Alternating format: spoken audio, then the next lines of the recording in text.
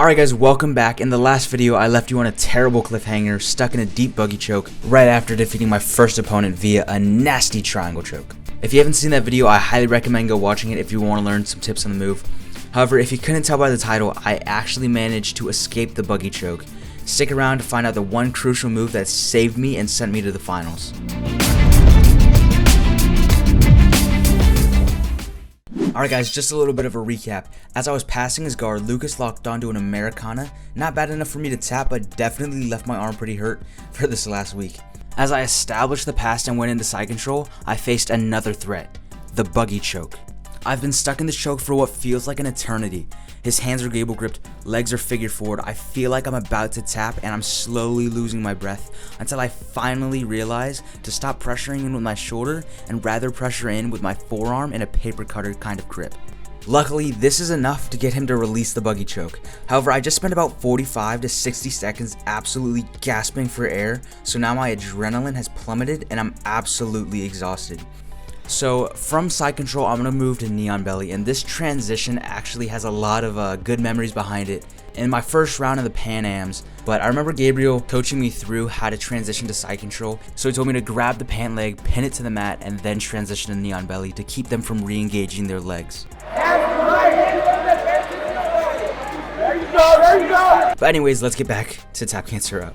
As I start applying pressure for neon belly, he's actually going to back roll out of the neon belly and then try to come up into turtle.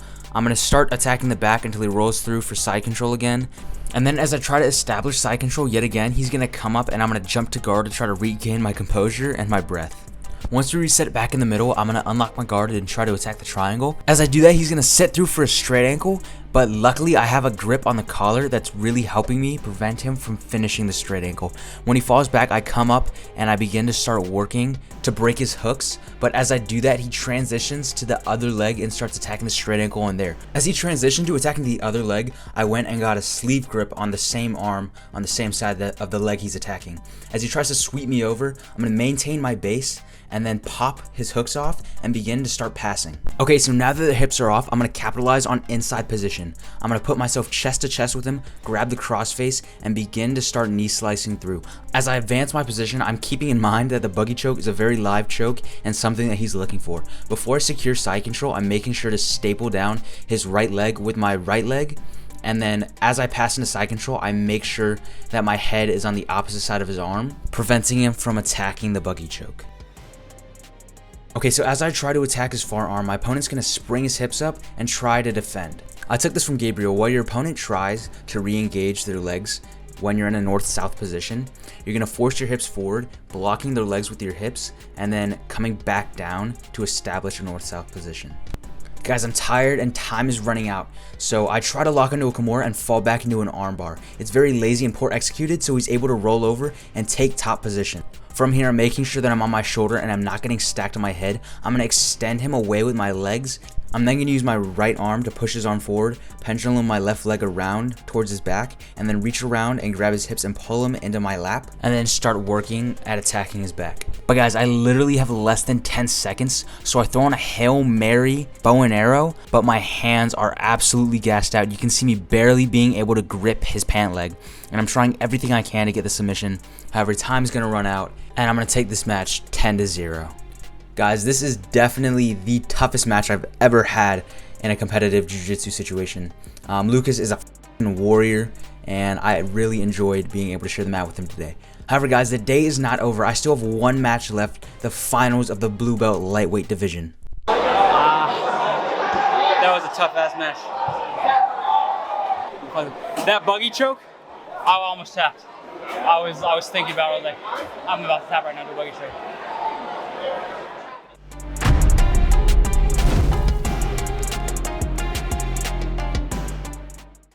Okay guys, so here we are with Jared in the finals of Tap Cancer at Raleigh. We're going to start off grip exchanging. I'm going to pop off the first grip he tries to grab, and then he's going to come back in with a cross collar and sleeve grip. If I was in his position right now, I'd be sitting my ass to the floor, pulling him into my game of collar and sleeve, but he has a different approach. As he goes to break my collar grip, he's going to let go of my left hand, and it's going to allow me to get a cross grip on his collar as well with my left hand. Now I'm going to try to transition into getting my sleeve grip on the right side, but out of nowhere he's going to hit an incredible collar drag takedown and send me flying. As we hit the ground though, he makes a huge mistake and letting me get my left leg free. As he goes to take me down and come up, he doesn't maintain a lot of pressure on my left leg, allowing me to kick outside of his reach and then throw my right leg on his hip and then shoot my hips up for the triangle. And I'm guessing you all saw the first fight of this video, or if you've seen the previous video here at Tap Cancer Out, then you know that I'm absolutely drained. So from this position, I'm just hanging out, letting him slowly start to lose his breath and just conserve my energy because I do not have a lot of it. A few key factors in me being able to hold this triangle for so long: I'm keeping my knees pinched and making sure I don't allow him to slip his left arm out of the triangle. As you can see, I'm also holding on to his leg. What this is doing is helping me slow down the pace of the match, catch my breath, and also give him less options to escape the triangle. You can see as I let go of the leg and started to attack and pull on the head, he's going to try to explode out of the triangle. So as he does that, I go to underhook the leg again and pull him back into my control. Something that's important but you can't really see from this angle is every time he tries to posture up, I'm attacking his inside arm. By attacking his arm, I'm not really using any muscle or any energy to keep his posture down other than the fact of the threat of a submission. The next thing he's going to try to do is stack me. I've been a smaller guy training at a gym with a lot bigger people, so I've gotten pretty comfortable attacking the triangle while being stacked. At this point, I'm just slowly putting on pressure until I go and transition to both hands on the head, pull on the head, and get the tap to win Tap Cancer Out 2022 Raleigh.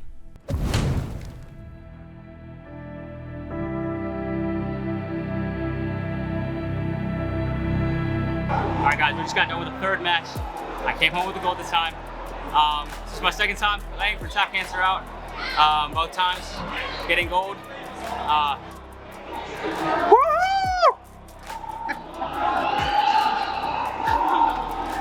Also shout out to the Humble Warrior. Vic, I love you. If you guys haven't gotten any Humble Warrior stuff, definitely go pick that up. So for those of you who have stayed to the end, I appreciate each and every one of you so much. Thank you. Make sure to hit that like button. It really helps me grow the channel, and also subscribe for more Jiu-Jitsu content. I have IBJJF Charlotte coming up October 1st. So if you want to see more, make sure to stick around. Thank you for watching, and I'll see you in the next video.